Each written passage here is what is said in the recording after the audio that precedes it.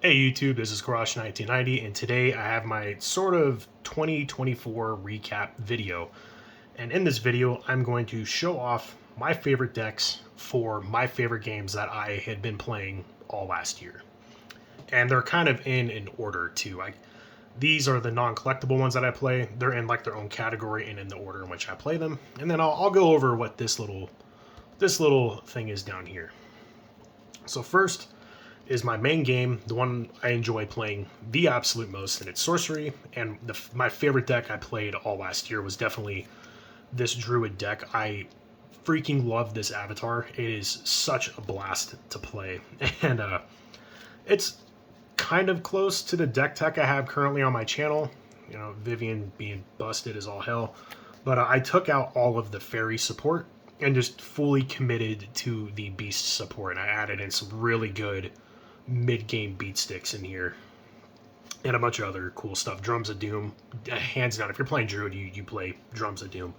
Card is very, very good when Druid flips. It's a little not fair. And then like Frost Novas with Tawny is also quite hilarious.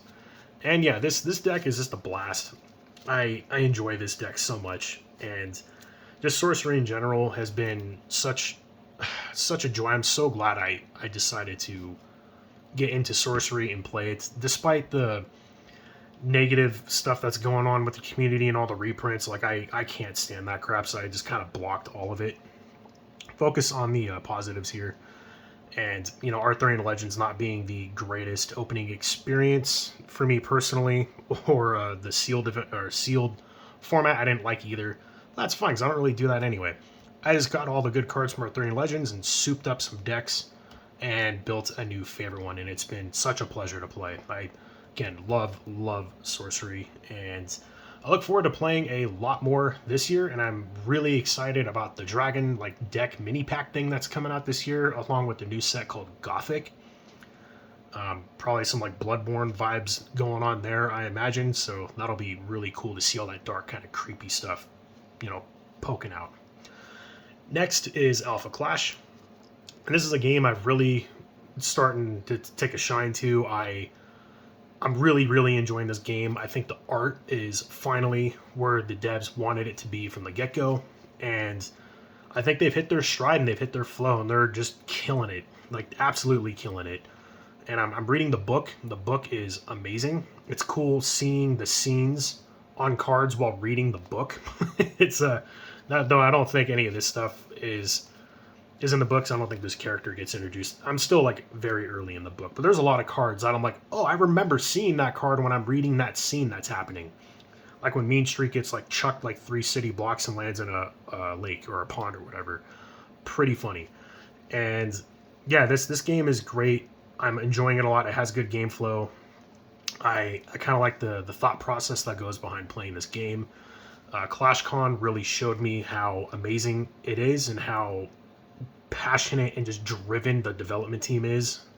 Like Rising Empire Studios is one of the like, I don't know how to explain it. Like, this is definitely a passion project for them, and it shows the love that they've poured into this game, and that's something I really want to be a part of, and something that I want to spend my time on. I don't need the negativity on like Facebook or whatever internet crap that's going on. Positivity, much appreciated. The devs are great, the community is great, and I got to do a spoiler card. That was like a huge milestone for me for my channel. It was like one of the biggest positives of last year when it comes to Corlash 1990, and hopefully I get to do more in the future, because I had a lot of fun learning some new video recording techniques. Like I'm training myself on OBS right now, which is interesting coming from someone who is not tech savvy in the slightest. So they're also pushing me to learn new things and better myself, so highly appreciate it. And again, if you're not playing Alpha Clash, I would consider looking into it. Like, dude, the art is so good. This is my favorite art in the entire game. It's an alpha rare, so it's a very rare card, but I had to get one. This art too is very sweet. And yeah, it's just, the art is just as good as their development team, and I can't say enough praise to them. So that is why Alpha Clash is a number 2. Like a quick number 2. It's in contention with swapping with Sorcery, to be honest.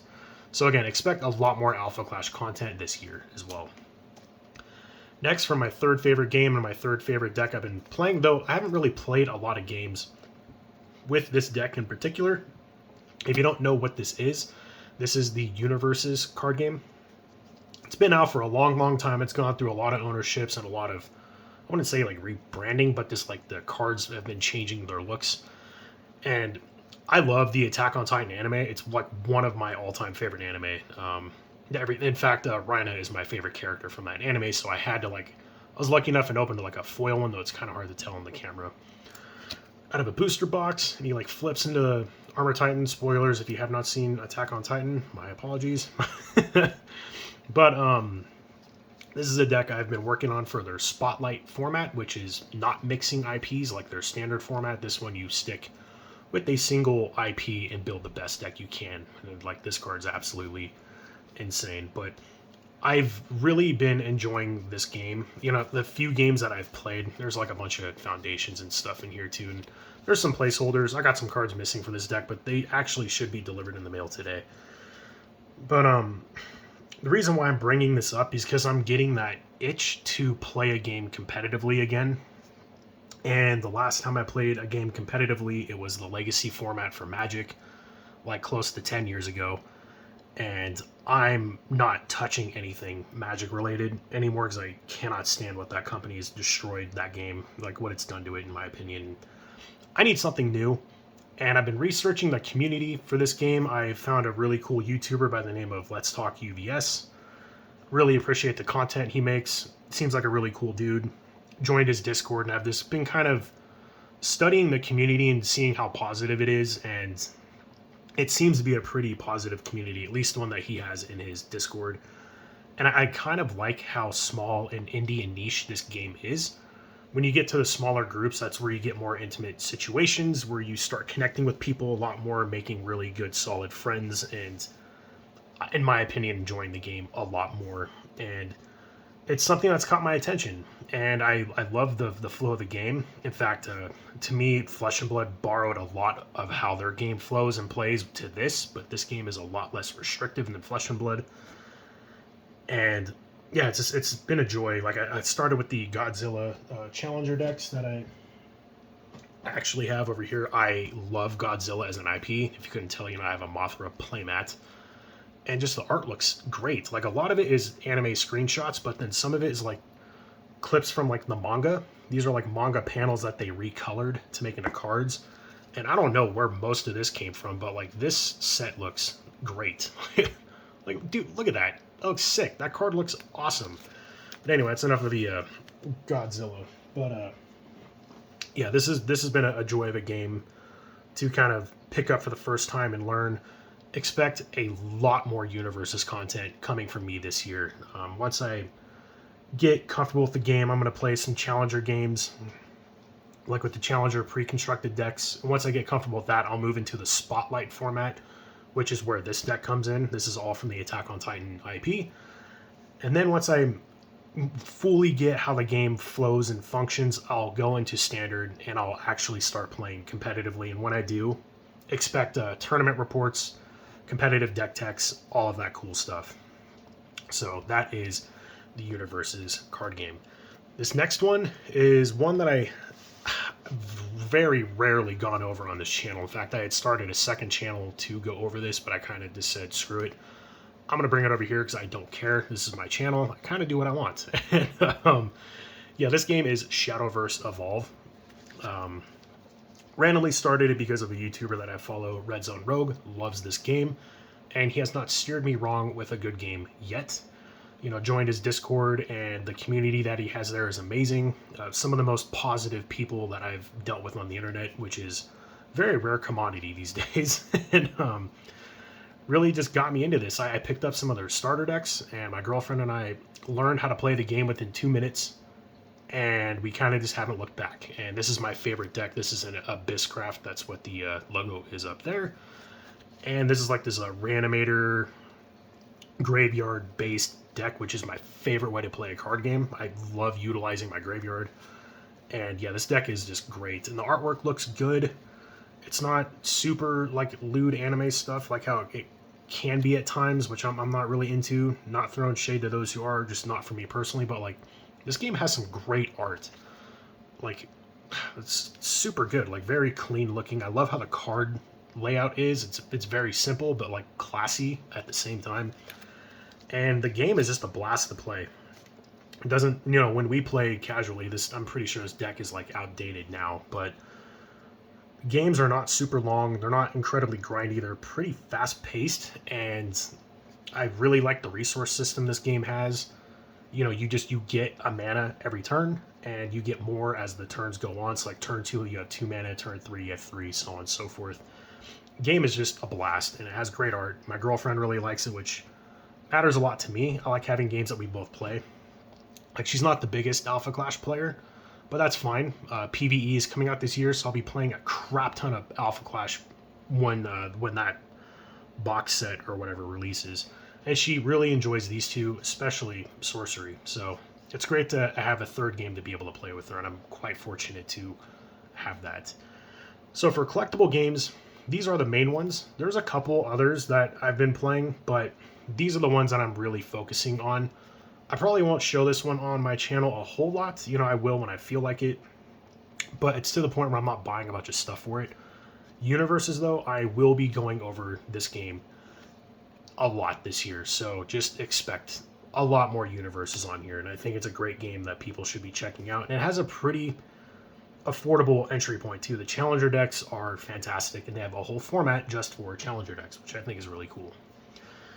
Now, for the non-collectible games that I play, I probably played both of these games, probably Marvel Champions, more than all of these combined last year. I play a lot of Marvel Champions. I just play solo with one hero, and I love how you can customize the villains and the scenarios with all the modular sets and everything, and I love how this game plays. The flow of it is so good.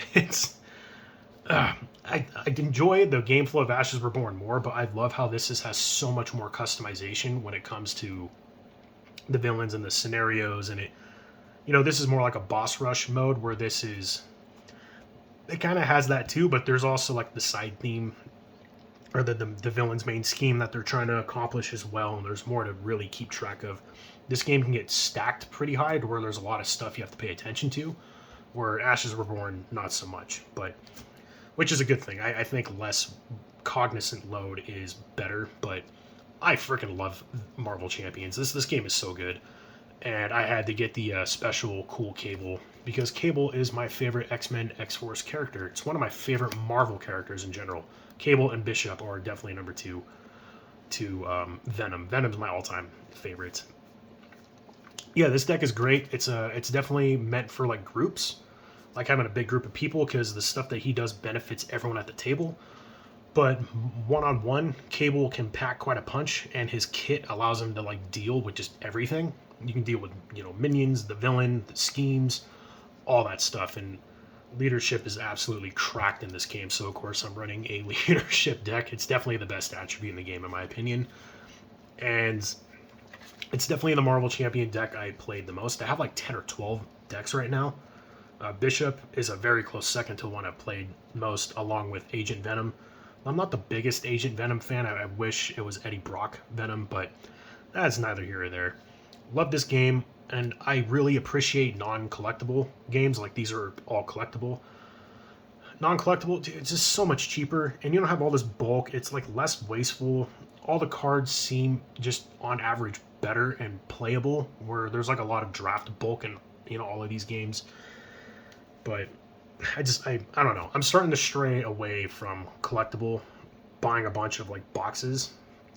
I think from here on out, for the most part, like I will be doing box openings for this, but I'm definitely going to focus on buying singles more. It's smarter. Like, it's one of those things everyone knows, but no one does it, because the adrenaline rush of opening that Super Chase card is very, very enticing, and I give into it all the time. But anyway, that is Marvel Champions. This is my favorite deck.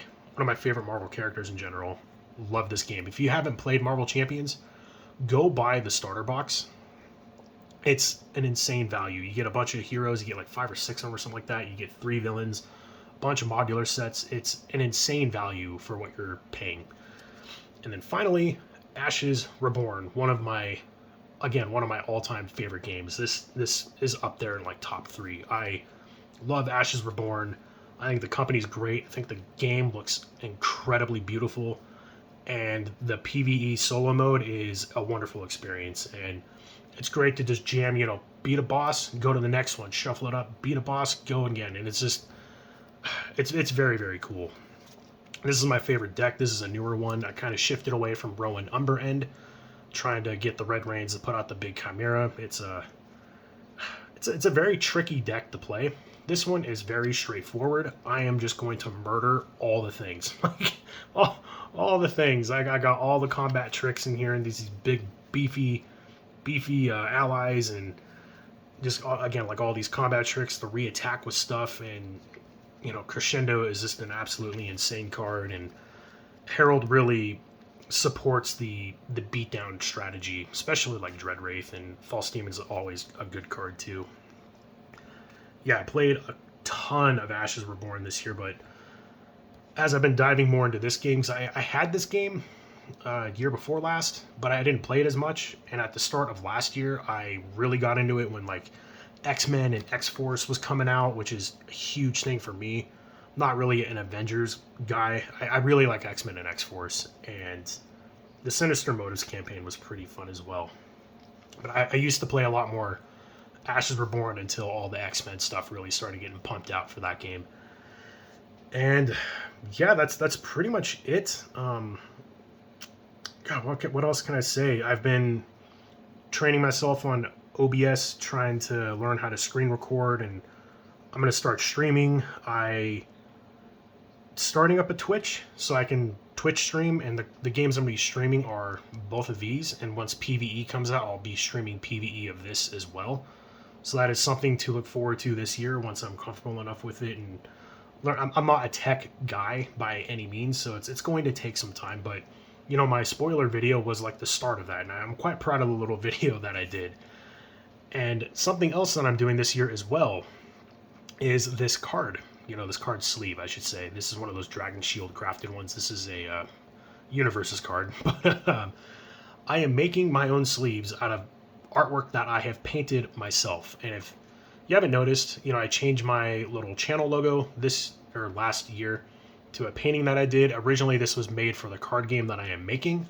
I decided to make this just my go-to camera, or my go-to YouTube logo. And I tested it out by making some sleeves, and I'm quite proud of them. In fact, this Universes deck is in these sleeves, and they look great. Not perfect, but great. I only got one order of them because I wanted to see how it turned out. I need to do some more work, like doing some other paintings where the lines are a little bit crisper and cleaner, and the colors are a little more vibrant. The printing kind of dulled them out just a little bit. I would like it if it was more vibrant, but for now, it's a great, test run. I'm quite happy with this, and I'm looking forward to making a lot more sleeves. I even made a custom playmat. Hopefully it gets here, sometime soon, but I keep getting emails about how everything's delayed, so hopefully I get it more so I can make my channel look more, official. It has this artwork on it, along with my, YouTube name, Corlash1990, across from it. Really kind of promote myself in my videos a little bit more as I'm starting to take this more seriously. And yeah, once I get some sleeves that I like, I will post them on my eBay for now if people want to support me that way. Because again, I don't plan on monetizing my channel. I don't want to force people to watch ads when I don't like using that word, but I hate ads. I cannot stand ads, and I don't want to make my subscribers watch ads.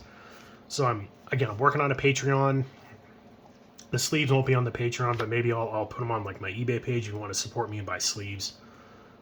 Same with like playmats. I plan on making a bunch of custom playmats. And yeah, once I get my Patreon up and running, which it's pretty close to starting that, I will be doing like card alters on there like every month, though that'll be a very limited space for my own sanity.